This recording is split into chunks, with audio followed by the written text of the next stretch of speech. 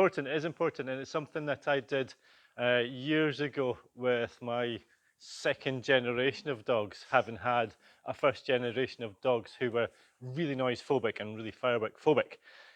I sort of preempted it early in life with the other ones that I had, or the second generation of dogs, and they became utterly bomb-proof around fireworks for the long term. So let's have Maverick. And what I need is a helper. Maverick. Good boy. Right, so back, I'd say probably about 15, 20 years ago, the sort of prescribed method to help dogs with firework phobia or noise phobias was to train them heavily to go to a place and settle. That place being a covered in position, or basically a crate with a rug over the top of it, and feed them a high carbohydrate versus protein rich diet, so that they were a bit stodged out and a little bit more dopey and less sort of zippy in terms of energy. However, that is a very difficult method to make work. So what the kind of the scientists or the vets were saying back then was, they hear the noise, you prompt your dog to go to its pen. By that point, your dog's already had a fright, so they're not just going to go, yeah, I'll comply with that. Dogs who are in fear mode are not very compliant, as we know.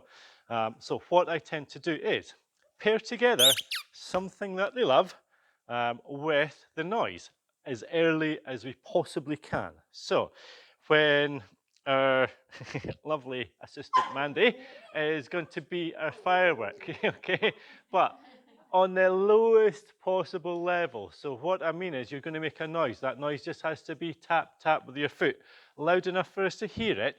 So what I'll do is, upon Mandy tapping her foot, I'm going to squeak, bounce, throw the ball. Because what I want to do is divert that energy into something positive, okay?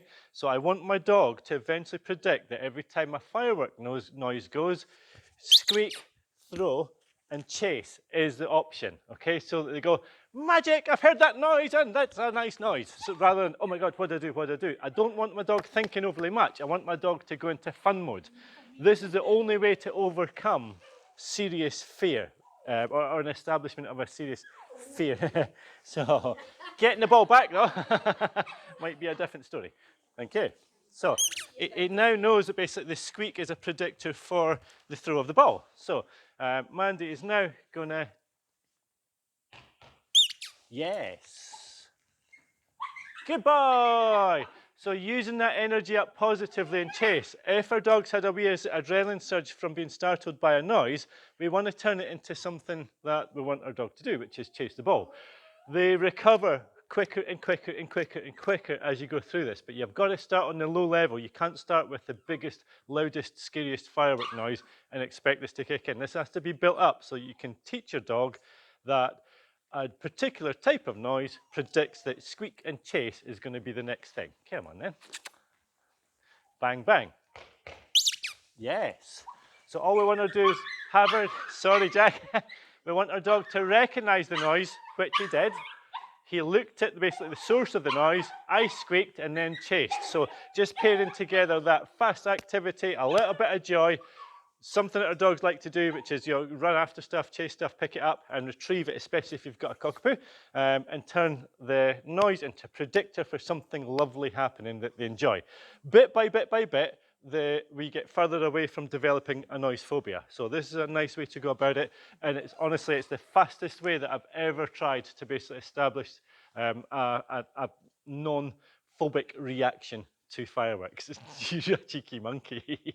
Okay, we're going to go with one bigger. Oh, actually get Oscar, Maverick back here.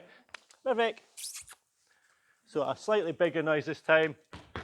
Yes. Oh, well held. Thank you. Good boy. Good boy. Yes. Good boy. And obviously, if you want to bring the retrieve in and pair the retrieve with a reward at the end, great, that's absolutely fine. As long as we can build up the prediction that the noise predicts squeak, chase, reward, and play, okay? So play is definitely the stronger of all the options. You could feed your dog all day long.